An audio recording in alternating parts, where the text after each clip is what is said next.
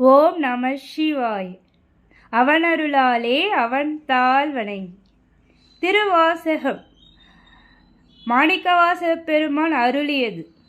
அதாவது ஒரு நாள் இறைவன் சிவபெருமான் அந்தணராக மாணிக்கவாசகரிடம் சென்று திருவாசக திருப்பதிகத்தை பாடுன்னு சொல்லி கேட்க, அதற்கு மாணிக்கவாசகரும் இந்த திருப்பாடல்களை பாட பாட இறைவன் சிவபெருமான் தன்னுடைய அழகான திருக்கரங்களில் இயற்றியதுதான் இந்த திருவாசகம்.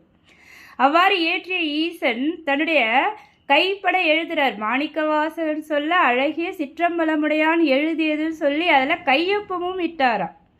கையொப்பம் இட்டு அந்த ஓலைச்சுவடிகளை, திருவாசக பதிக ஓலைச்சுவடிகளை பஞ்சாட்சர படி மீது வச்சுட்டு மறைஞ்சிடுறார். மறுநாள் காலையில் அந்த கோவிலுக்கு வந்த அந்தணர்கள், தில்லை கோயிலுக்கு வந்த அந்தணர்கள் பஞ்சாட்சர படி மீது இருந்த ஓலைச்சுவடிகளை காண்பித்து மாணிக்கவாசகர்கிட்ட கேட்குறாங்க, இதற்கு என்ன பொருள் சொல்லி.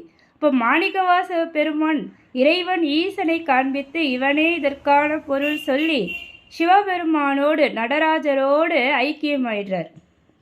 அவ்வளோ சிறப்பு வாய்ந்த இந்த திருவாசகத்தை நாம் வாழ்வில் ஒரு முறையேனும் படிக்கணும்.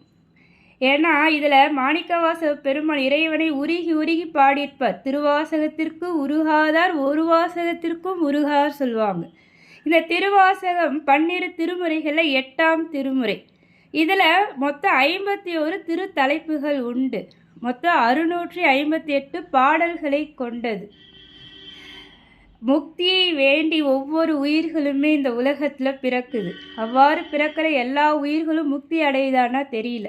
ஆனால் இந்த திருவாசகத்தை நாம் படிக்க படிக்க மாணிக்கவாசக பெருமானே நமக்கு முக்தி அடையும் வழியை இப்பாடல்களின் மூலம் இந்த பதிகத்தில் சொல்லித்தரார்.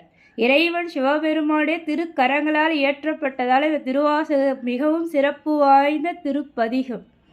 அனைவருமே வாழ்வில் ஒரு முறையேனும் படிக்க வேண்டிய திருப்பதிகம் இந்த திருவாசகம். நன்றி.